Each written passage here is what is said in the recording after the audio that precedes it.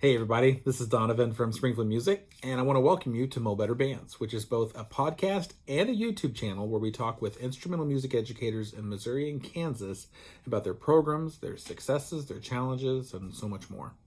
If there's a topic or an educator that you'd like to hear, drop me an email at donovan@springfieldmusic.com. That's DONOVAN at springfieldmusic.com. Okay, let's get to today's guest. Well, today's guest is my good friend Beth Quackenbush, or Mrs. Q, I think, as her students often call her, and she's the middle school band director now at in Nevada, Missouri. And Beth and I have known each other for quite a while, and of course, a Southwest Missouri gal, also taught up in the St. Louis area, which is where we met. And good friend, we play in the Four State Winds together when the Four State Winds is going. And so when I started this podcast, I just thought, man, Beth would be a great person to share because Beth does such a good job with her kids and getting them excited for band. So Beth Quackenbush, welcome to our little podcast here. Thank you so much, and thank you for those kind words. They're all well deserved. They make me smile. All well deserved. Thanks. All well deserved. So, right, in this episode, we're primarily talking about recruitment and maybe recruitment and retention, because I think those two things are kind of intertwined together. So tell me normally how you would handle recruitment when we're kind of in a non-COVID era. How do you handle recruitment? I've worked at 3 different schools, and it's been different at every single school. And so what's really honestly worked the super best for me has been when I've taught here at Nevada. Our elementary principals have been so kind and have actually let us put every single 5th grader through testing on instruments. And so we go in and we have an assembly with them, just showing them what the instruments are, letting them know who we are. We bring some middle school students over to play the fight song for them. And then the week after we do that assembly is when we go into their music class, and every kid gets to play on every single instrument. And after they've played on every instrument, they give us a choice of what they want to play. And we give them a permission slip that they take home to mom and dad. And then they return that to their classroom teacher, and we pick them all up. So that's been a major, major help to get lots of kids in band, because the ones that are undecided and don't know what this instrument thing is, once they play on it and they're like, oh, I can do this. This is actually kind of fun. And so that has been the single best thing for us, is that we've had every single 5th grade student be able to play test on instruments, and that changes their mind very quickly, whether they want to be in band or not. Yeah, exactly. So those kids that play test, do they play? You said they play every instrument. Do they play like every instrument, or do they play every instrument that you allowed to start in beginning band? That we start in beginning band. And what's that instrumentation? We start flute, clarinet, alto saxophone, trumpet, trombone, baritone, and percussion. Okay. And when we do our testing, when we get to the trombone and baritone, we actually have them just play on the trombone, and then we show them what a baritone is, because it's the same mouthpiece. And so just saves time, because we don't have a whole lot of time to test 30 kids in 45 minutes. It's crazy. But they go in pods of like 5 students to the flute station, and they all play, and then they transition to the clarinet station, and then they transition to the saxophone station. And once they've been to every single instrument is when they come and visit me at the end, and I talk with them about what they liked, what they didn't like, what their choices might be. And we've got an instrument selection form from every single 5th grader. And once the permission slips get turned back in, I'll know who isn't registered for band, so I can go back and do some extra little things to try to convince them or something. So Right. What are some of the things you usually do to convince those who didn't sign up for band? First, when we do select the kids' instruments and let them know what what they've officially been assigned to, we send a certificate over to their classroom teachers to pass out to them. So it's like, all these kids get a certificate, and you didn't. That sounded horrible, but but it does make those kids are like, man, I didn't get one of those. Look at all these kids that got one. So I'm not actively involved in that, going and contacting them, but they do see that, and And as soon as I send those instrument selection certificates out, I'll get at least 10 to 15 more permission slips back from the kids that didn't turn them in on the first round. And we'll get a good 100 to 120 kids out of the entire class, which is about anywhere between 160 and 180 kids. So holy cow, you're getting a big chunk of them. Yeah. Well, and you also have the benefit because you're an Aveda graduate. Yes. Right? Yes. So there's a good chance that you know some of these kids' parents too. So, yes. You can always use that angle of like, Susie, I noticed you didn't sign up for band. Like, don't make me call your mom. Like, I can totally call your mom, but I've used that before. I actually went and talked to our fifth graders that because of COVID this year, they have to do split lunch shifts. And we can't do big assemblies. And so I went to talk to them on their lunch shift, and only half of the fifth grade class was there. So I get to go back after spring break and talk to the other half of the fifth grade class on their lunch shift. But the first question I asked them was, how many of you guys know who I am? What do I teach? And they were like, you're the band person. Awesome. And then they were like, my mom knows you. So yes, that's what that you said, hometown girl, and that made me think of that. So that is a definite positive that a lot of the parents already know me. So you mentioned that a lot of the students know you too. So that how is it that you're making yourself visible to the rest of the students, so they're not just seeing you for the first time at the play testing session?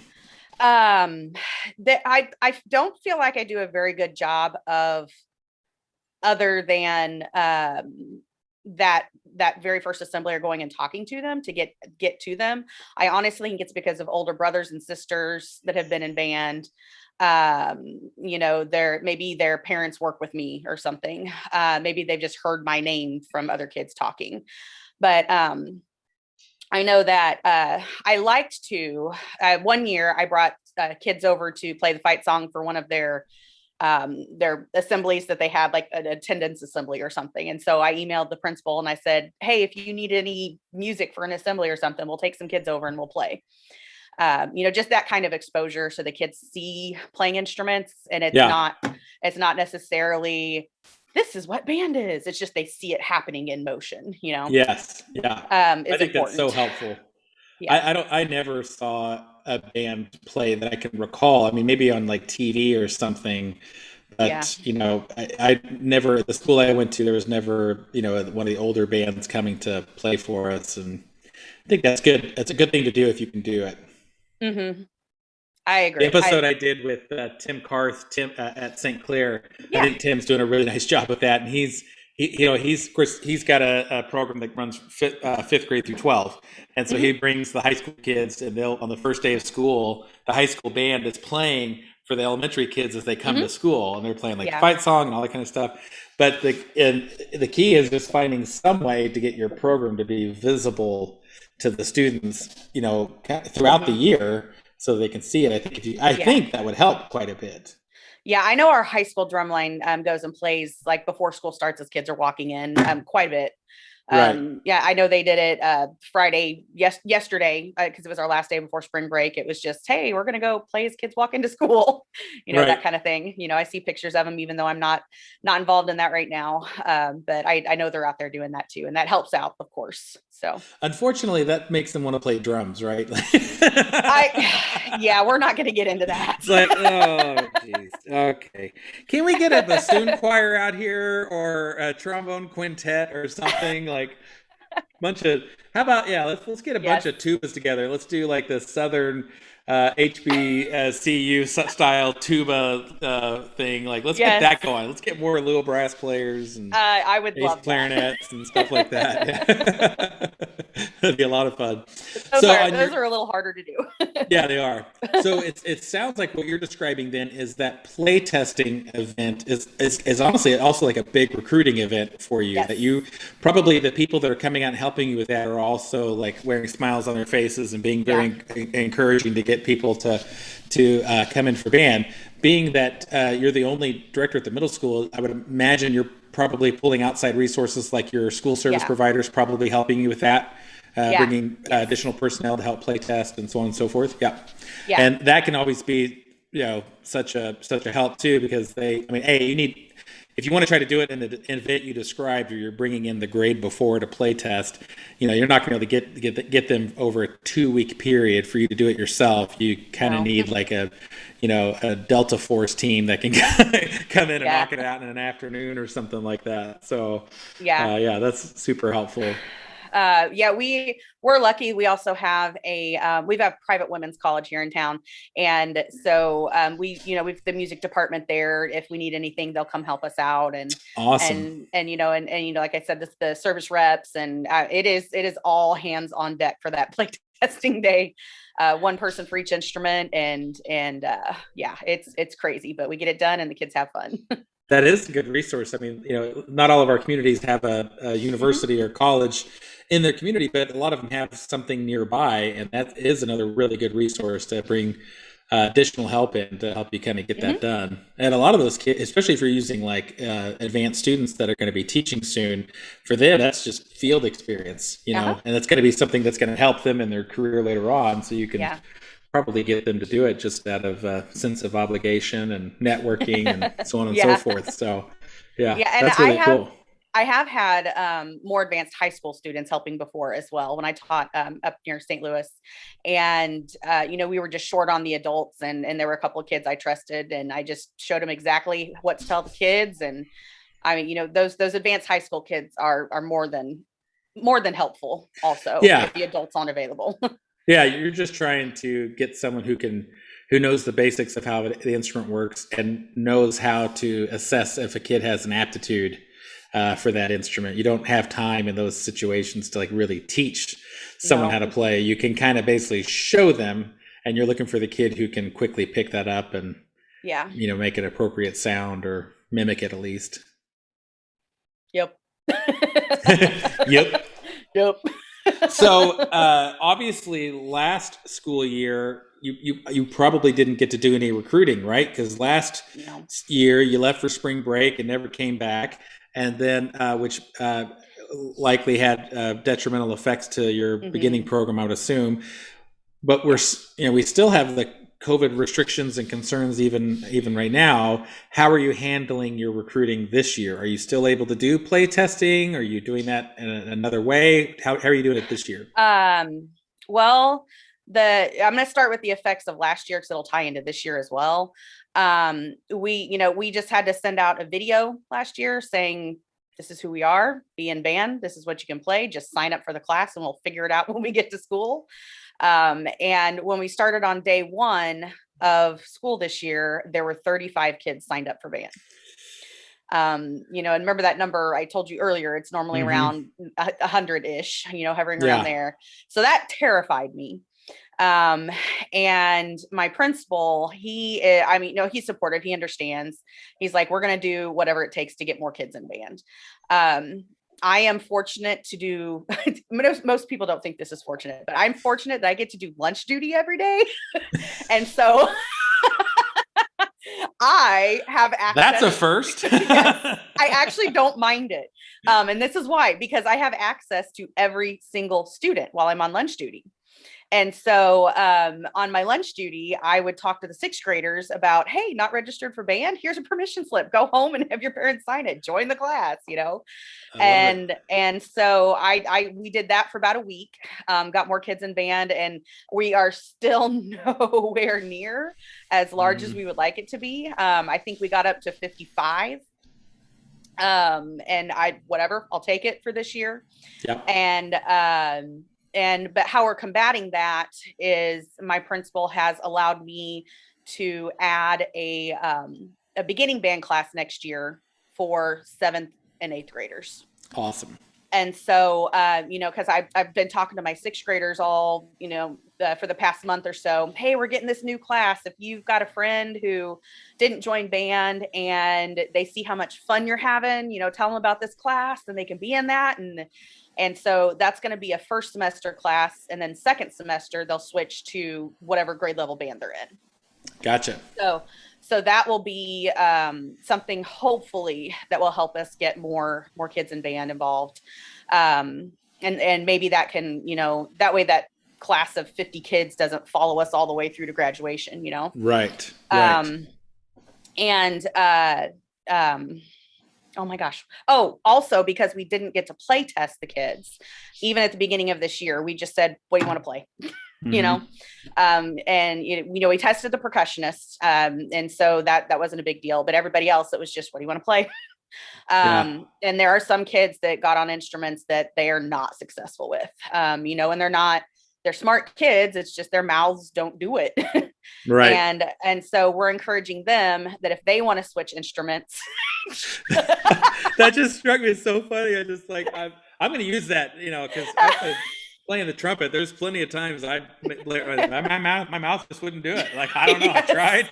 Like, it was all set for the right note. My mouth just didn't do it. Yes. So, yeah. I mean, that's how my brain works. I'm sorry. I love it. But you're right. There's some kids that just like, they weren't meant to be with that instrument. Yeah. Whatever. Yeah. Yeah. And so we're encouraging those kids to also be in that beginning of band class and to switch instruments so that they'll want to stick with it. Because they know they're not being successful and they're not happy with it. And switching them right now would not be something that's, I think, going to help them either. So just telling them to fresh start next year.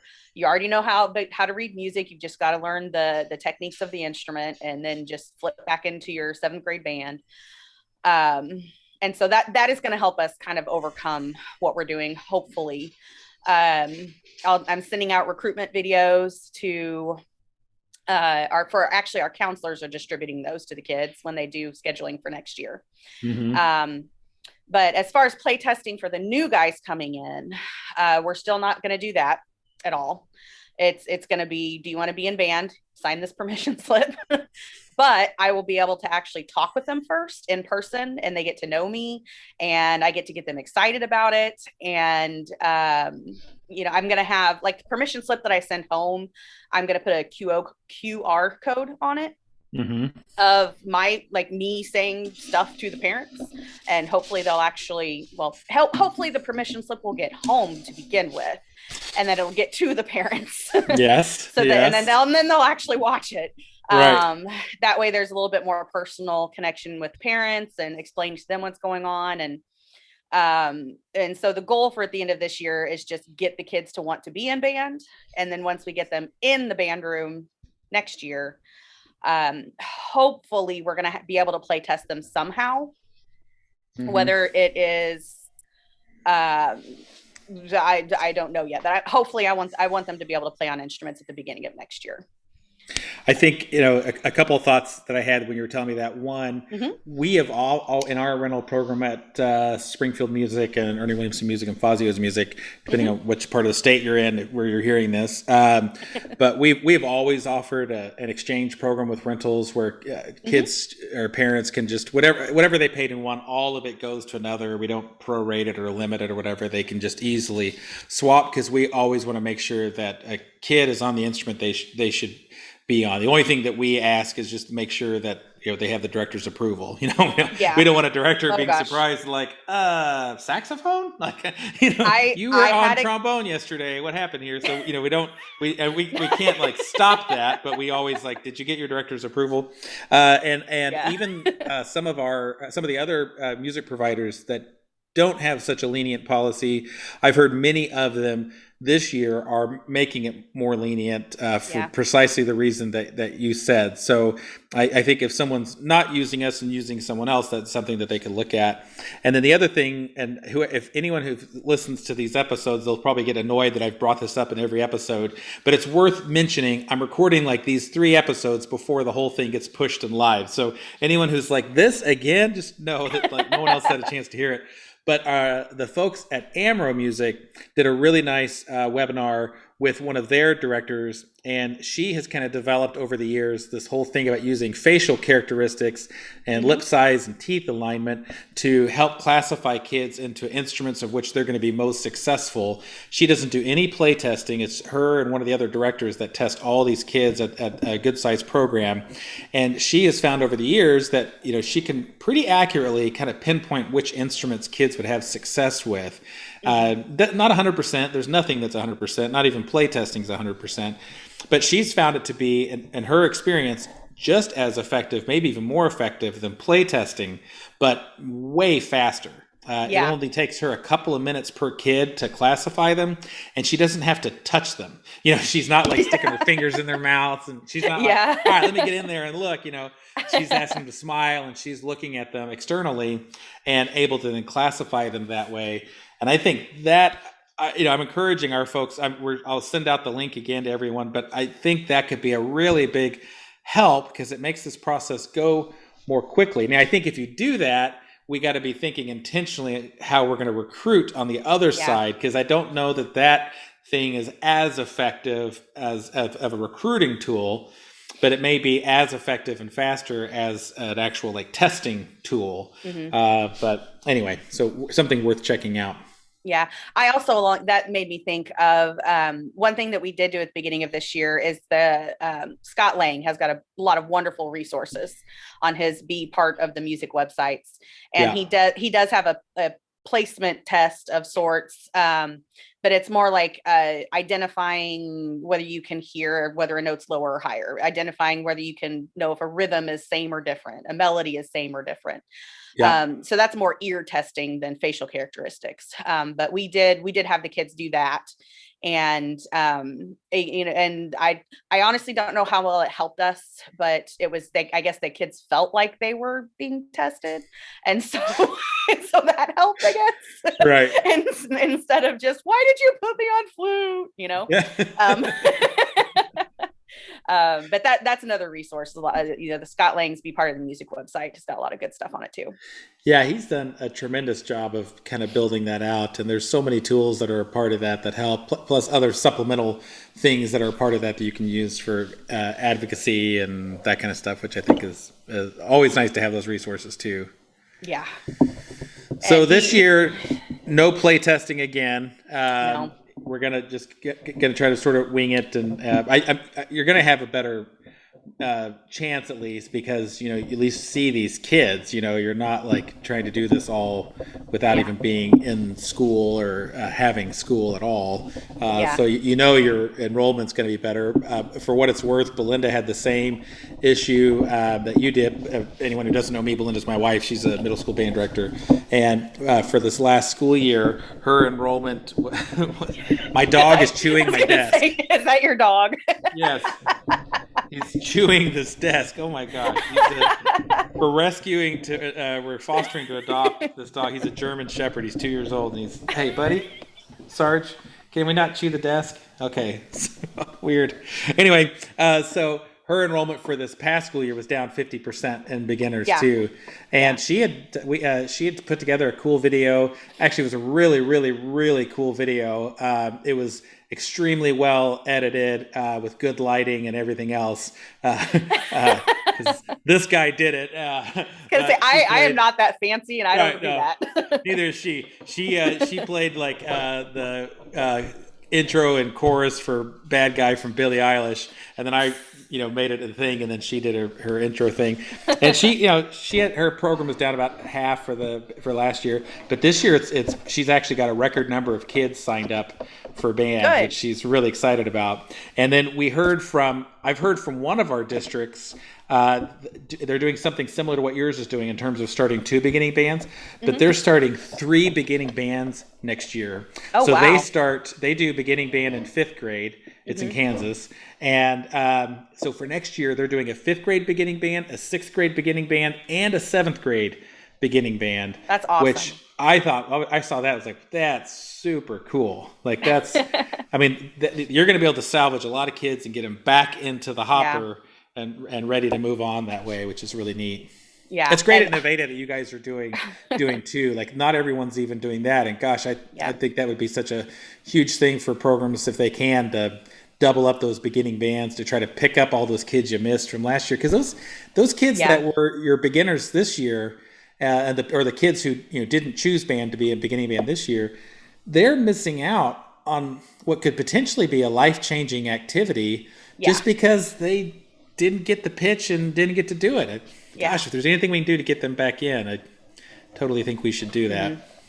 Yeah, I am also kind of spinning that class as kids that quit band in the past as well.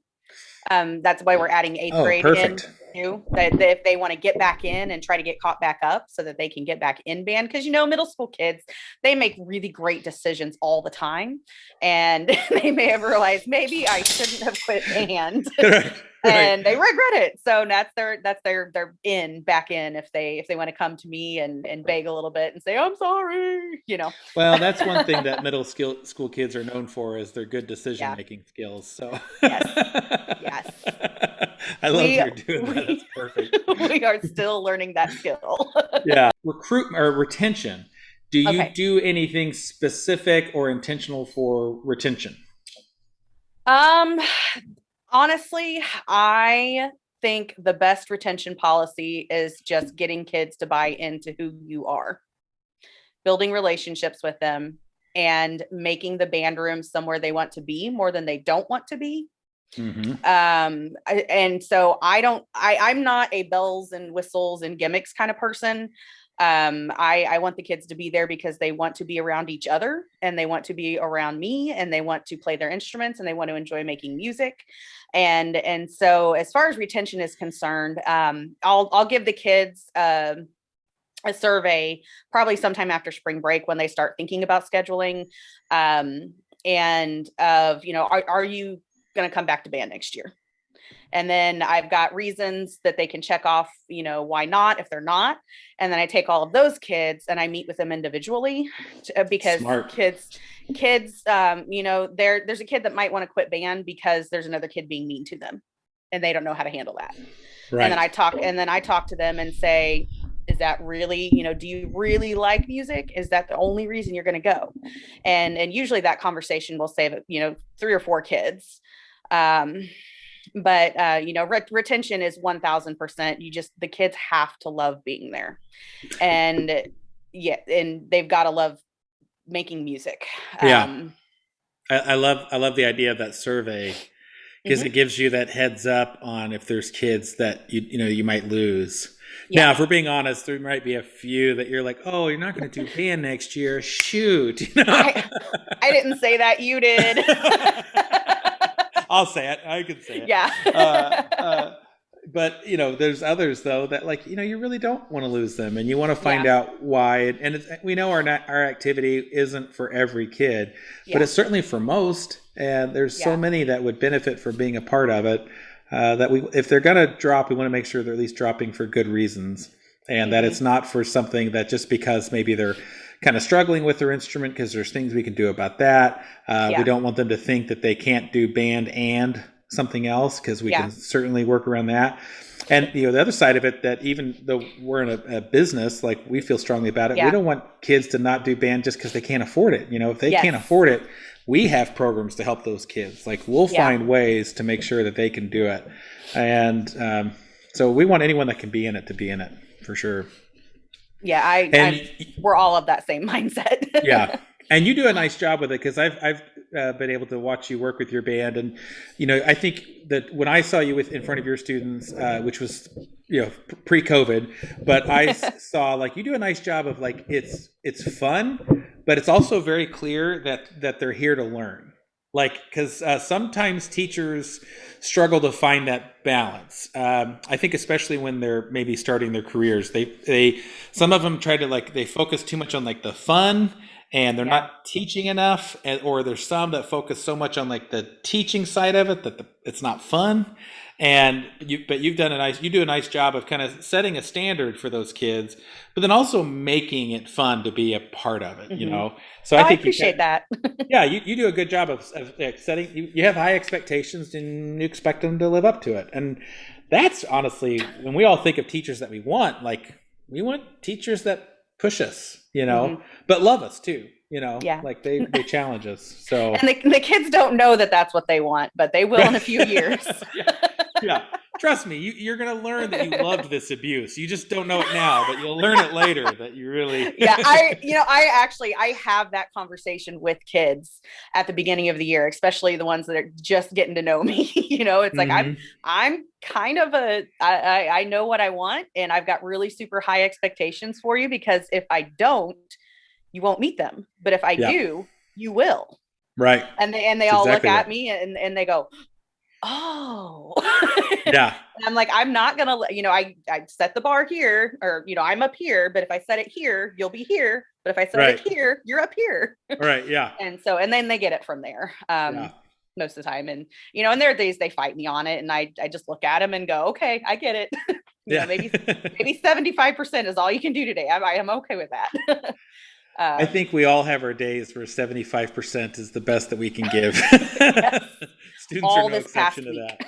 Yeah. Yeah, as we get closer to spring break, yeah, it gets tougher. Yeah. And then same thing towards the end of the school year. It's like, whew, I'm just pushing through to the end. We're almost there. Yeah, Yes. almost there. Yeah. Oh goodness. But yeah, new teachers, it's experience. I mean, I was a crappy teacher for a long time. I was. And I didn't really feel like I even thought about that I even knew what I was doing somewhat until like my 8th year teaching. I'm in my 17th year now. And really even these past 2 or 3 years is where I'm like, okay, I think I know how to do this maybe. Yeah. And it really is figuring out how to deal with the kids where they're gonna enjoy it, but it's because of the high expectations and the accomplishment that they feel is why they're enjoying it, rather than just, hey, we're gonna come in and tell jokes all hour. Right. And Every that's a day balance. can't be a pizza party. Like, I mean, we've got to put some work in. I mean, we should celebrate too, but like, we got to put some work in. Yeah. Some people are lucky. They kind of get that balance figured out right off the bat. But I do think for most educators, it's a skill, and it's a skill they have to learn to develop. Like how much of it is my personality and how much of it is teaching? How much do I mix into this equation where I get that right balance, where I have the type of relationship that I want with my students that's beneficial to them, but that we're also getting stuff done. Yeah. And it's tough for young teachers, without a doubt. And this goes all back to the lunch duty thing. The kids get to see me in a different atmosphere where I don't have to be the jerk, Yes. And so, that them being able to see me as a real person, has definitely helped out with that. I tell them when I step on the podium, it's business. When I'm off my podium, let's have fun. And I think they have learned that and respect that. So. Yeah, finding that balance is tough. I remember I don't have her permission to tell the story, but I'll tell it anyways. But like I remember when Belinda was started teaching, and being the curious and interested husband, I'd often bounce into her rooms or whatever, and and when she first started, she had such a hard time because she was like 5'1". That first teaching job she had, the first month she was probably stopped in the hallway a half dozen times, asked for her hall pass. This girl right here. So she kind of had all that, and anyone who knows her knows that she's just one of like the sweetest, nicest people in the world.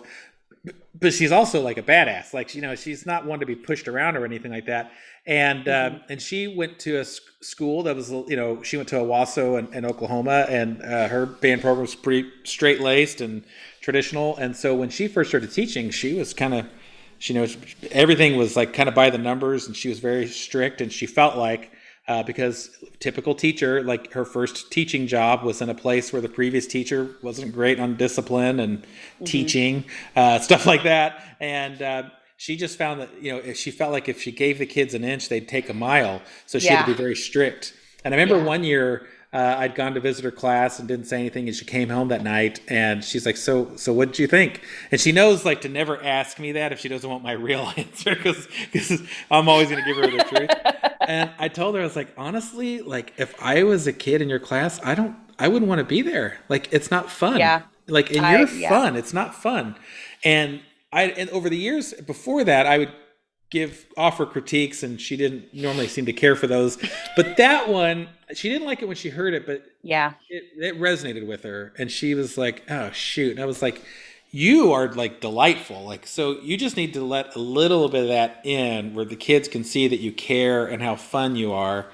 And just open that up a little bit. And she's done that. And I'd say over the last 10 years, she does a really, really good job. Her students, love her, and she's a good teacher, and she has a passion for the kids, more so even than a passion for music. I think, she likes music, but she loves, impacting those kids' lives. And I think that's what makes a great teacher, without a doubt. Yeah. Sorry, getting philosophical all of a sudden, but I had a student once he was a high school student doing a project on researching what it was to be a teacher. He thought he might want to be a teacher. And he asked me why I wanted to be a band director, why I first got into it. And I told him, well, I like music and I wanted to share that with people. It was something I was good at. And then he asked me, why are you still a teacher? And whew, that was the kicker. And I told him, I said, because kids need good role models, and Yeah. we're going to do that through music. Yeah. That's why I'm still a teacher, because kids need it. Yeah. So I get that. Yeah. It's so awesome too, because you guys as band directors get something that the math teacher doesn't get. Like Yeah. you get to see these kids for 3 years in a row, or 6 or 7 years in a row in some instances, sometimes maybe even more for those folks who are Yeah. doing general music or something like that as well. And you can have such an impact on a student's life when you get that repetition of seeing Mm-hmm. them. And certainly, if people were to ask me my favorite teachers through school, they're almost all, without exception, band directors. Yeah. Now, I moved around a lot as a kid, and not all of my band directors would make that list. But I would say out of my favorite teachers, all of them would be that, and maybe there was one history teacher that loved history that got me to love history. But any Yeah. other teacher I would tell you that was my favorite, they're all band. And I Mm-hmm. spent the most time with them. They were also the people that challenged me. They challenged me to be a better trumpet player than what I was. They challenged me to be a better leader than what I was. They pushed me. They praised me. They supported me. Like in high school, I was living with my dad, and we got evicted from his apartment. And for 2 years, we had to live on a friend of his couch. Mm-hmm. And like that was such a rough time in my life. And my high school band directors were just so supportive. Like we didn't have a pot to piss in, and like they found a way to get the trip money into my account so that I could go Yeah. on these trips. They found a way, like I couldn't even afford to have a CD player or anything like this, because this was in the Mm-hmm. early 90s. And Yeah. like the band had a portable CD player, and for the weekends they'd let me take that home so I could listen to music Mm-hmm. and stuff, and like things to them that probably didn't seem like a big deal to them, to me it meant everything to It me. changed your world. It totally changed my world. Yeah, Yeah. I would not be here today if it wasn't for those folks, without a doubt. So Yeah. And that that what we've been talking about is another part of retention and recruitment, and well, I guess more retention. But when you do get those kids in band, you've got to let them know those things and point those things out to them. That's why band matters, is yeah, because we are together quite a bit, and we do get to know each other quite a bit more.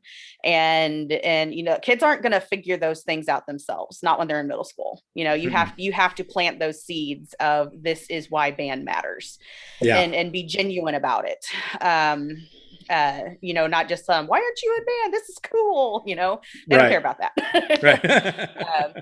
They've got to figure out that they've got to feel loved, they've got to feel wanted, they've got to feel like it is a positive atmosphere to be in. Yeah, And you're going to have to sell that to them, as much as we don't like being salesmen sometimes. That's it's just what we have to do. We have to sell our programs. you have to. If you don't, who will? If Yeah. you can't advocate and sell your program, there's who else is going to do it?